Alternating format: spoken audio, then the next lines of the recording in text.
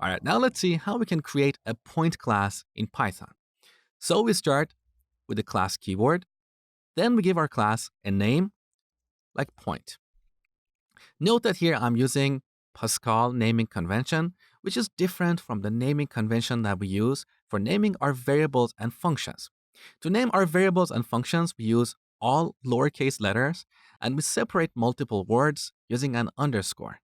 But to name our classes, we use a different convention, which is called Pascal naming convention. And basically, it says that the first letter of every word should be uppercase, and we shouldn't use an underscore to separate multiple words. Here's an example. We can call this class myPoint. You can see that the first letter of every word is uppercase, and there is no underscore here. Okay?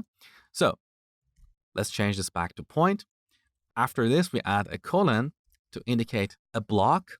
In this block, we'll define all the functions related to points.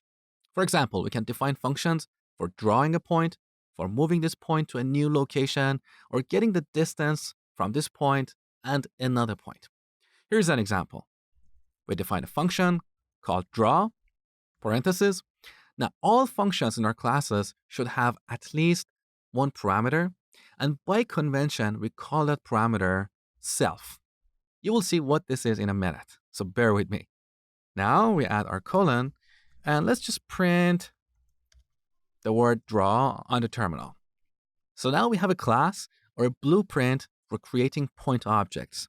Every point object that we create will have this draw method. Let's take a look. So to create a point object, we call this class like a function. There you go. Now this returns a point object that we can assign to a variable like point. So if we use the dot operator, you can see we have the draw method as well as a bunch of other methods that we didn't define. But our point object got these methods from another object in Python through a mechanism called inheritance. We'll look at that later in this section. Now, if we print type of point, now let's run this and see what we get. We get a class of main.point. This main you see here is the name of our module, and we're going to look at that later in this section. So this is the type function that you have seen before. We have another useful function called isInstance. Sometimes we have an object, and we want to know if this object is an instance of a given class. So let's see if this point object is an instance of the point class. Now let's print the result on the terminal and run our program.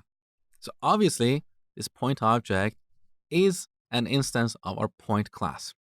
However, if we change this to int, obviously our point object is not an instance of the int class. So when we run this program, we get false. So this is how we create custom classes in Python. So far, so good. But our point objects need some initial values like x and y. To set these values, we need a constructor, and that's the topic for the next lecture.